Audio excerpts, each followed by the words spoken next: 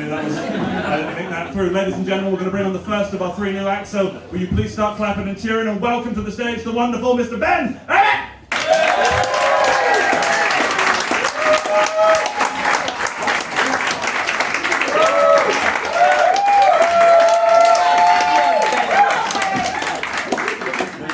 The guys missed the trick calling his mates rates, and there's an adjacent toilet. It should be shits and giggles, right? I know Dan promised no Russian or Putin jokes, but I'm going to kick off with one.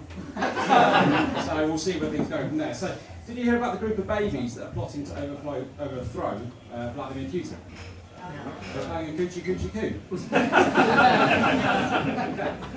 So, a bit about me. I'm married and just wanting my wife out there on the wrong side. It's not a bad move, but I was climbing over me.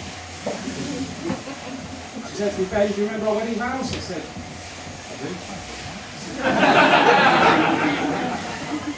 And it's not all bad, I'm painting a bad picture. I took her on a date last month. We went to see the Mary Poppins musical. You guys might want to go if you were still dating. Yeah, the show was great, but the bag search took forever.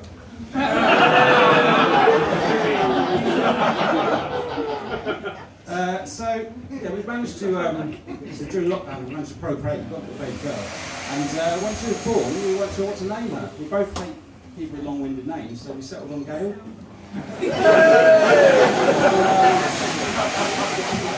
A few sayings as well. One for the teachers in the back. Do you remember the saying, "Those that can teach"? It's a slogan they used, I don't know how many years ago, maybe that works and got used professionally, but they say those that can teach, those that can teach dance. Anyone know the saying about people who live in glass houses? No, people who live in glass houses don't walk around naked. Common sense, surely. Last week I scared someone half to death. Twice. Boom! Wait for the callback. If you ever want to make a long story short, just take out all the vowels. And be careful what you say to the colourblind, because you could offend them. It's like we're from a green rack to a bull. And on the topic of colour, I was out for a walk recently and I was listening to some music. It got me thinking about the band The White Stripes. You all know the band The White Stripes? Yeah. Surely they needed a third band member just to stand in the middle wearing a different colour. Otherwise they're stripes.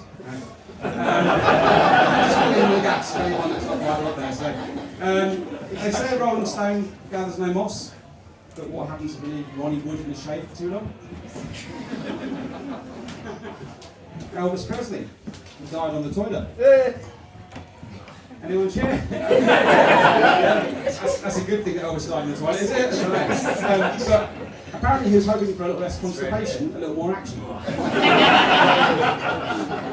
do we go from there? So I've been watching a lot of films recently. I've been trying to watch Keanu Reeves' back catalogue, and I've watched all the Matrix films. And I got to the one with him on the bus where he couldn't slow down.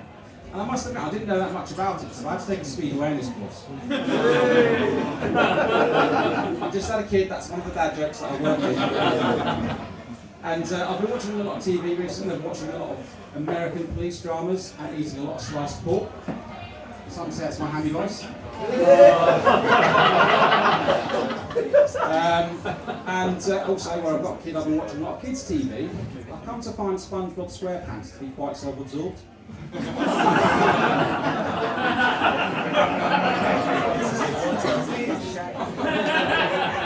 During lockdown, me and some of my friends decided to take up a new hobby or learn a new skill. We started to learn Braille. And we started by listing out facial features. Led to a few raised eyebrows, I can tell you. And what some of you might not realise, there's been a new charity launch this winter just to stop small birds from freezing. It's called Save the Children. And moving on from charity, I once threw a boomerang at a ghost. I should have known it come back to haunt me. In India, apparently they do Halloween slightly differently, and they actually hand out little figurines of spiritual leaders. I went and tried it once. It was like taking candy from a baby. And